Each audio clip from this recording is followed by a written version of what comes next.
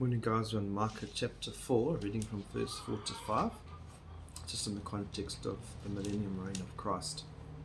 But they shall sit every man under his vine and under his fig tree, and no one shall make them afraid. For the mouth of the Lord of hosts has spoken.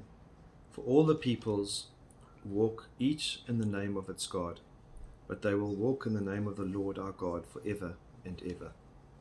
That's verse 5.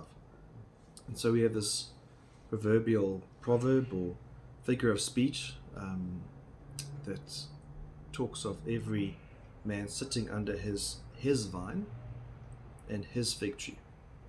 And what does this mean? It's mentioned also in 1 Kings 4.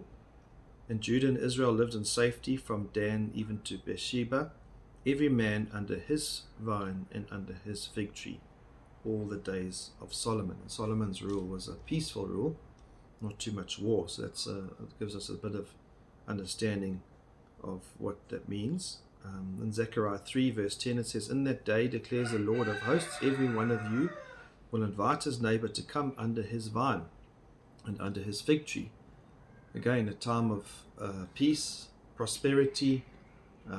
Your own fig trees are blooming, and like it said in the previous verses of Micah, the spears are made into plowing fork shares for the land, and the land is just blessing. And because there's no more Satan's been locked up, there's no more wars, and a wonderful time without any military oppression.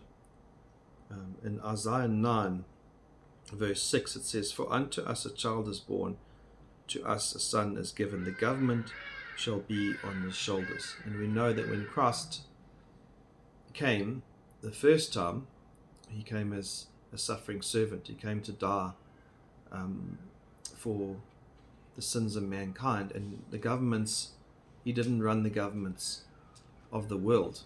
But at this time, when he comes back in the millennium reign and he rules from Jerusalem, the governments will be on his shoulder, and all kingdoms will be under his authority, and his name will be called Wonderful Counselor. And as we read earlier in Micah, people will come to him, and he'll rule with iron rod and with justice, and he'll give counsel. Mighty God, everlasting Father, Prince of Peace.